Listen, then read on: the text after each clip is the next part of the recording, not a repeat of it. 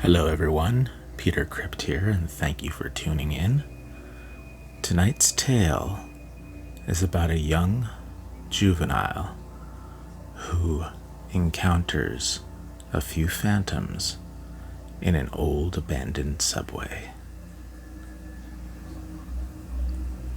I'm not proud of the fact that many years ago I was a juvenile delinquent living on the streets of a major city. Having fled a turbulent home at the age of 15, I took off with my piggy bank and a backpack with high hopes. A month later, I was scrounging for food and hard-pressed to find a suitable bed when nighttime came around. I made a friend on the streets. Her name was Mia, a 17-year-old girl who became like a protective older sister. We enjoyed investigating abandoned buildings and scaring the hell out of each other by telling scary stories. One night, it was raining really hard, and we stumbled across a gateway to a tunnel that led to an abandoned subway. Something told me that it wasn't a good idea, but it had nothing whatsoever to do with breaking the law. Mia pushed forward and dragged me with her, getting us out of the rain, but into a dark series of spooky tunnels. It took time for me to get used to the basic sounds like dripping water, squealing rats, and far-off clangs of metal. What I couldn't get used to were the blasts of icy air, disembodied voices, and the shadows that were moving across the walls. We both stopped in our tracks when an angry voice rumbled loudly. I grabbed Mia's sleeves when we heard it say, "Get out!" We both screamed and ran for our lives. The thing was, we were lost in the seemingly endless tunnels, and every turn led us deeper into the subway. Finally, Mia grew tired, and when we came across a dry section with old mattresses, she decided that we would stay. I cried and pleaded with her, telling her that I didn't want to sleep on dirty mattresses, but she was indignant.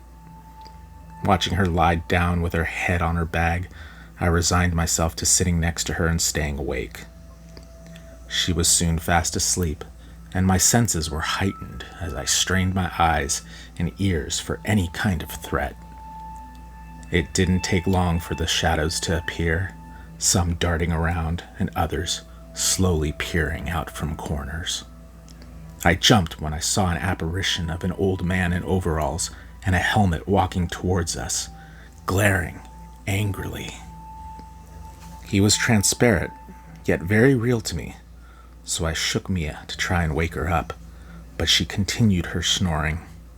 Shaking and whimpering, I asked, "What do you want?"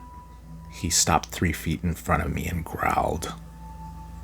I froze when he continued walking right through me, leaving me chilled right to the core and screaming. Mia stirred and punched me in the hip before going back to sleep.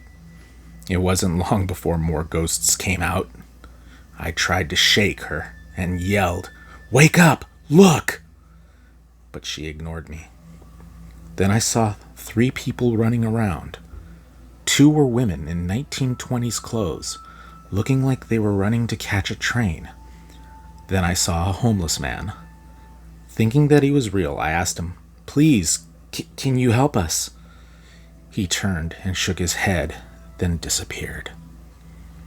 Finally, I screamed in Mia's ear, "I'm leaving!" This woke her up, and even though she complained, she came to. As soon as we started running through the tunnel, a bunch of shadow people rushed past us, along with other ghosts. One young man, who looked like an old-fashioned policeman, yelled as he flew by, "You'll never get out!" We screamed and cried as we made our way to what appeared to be an exit, which was barred by an angry-looking nurse.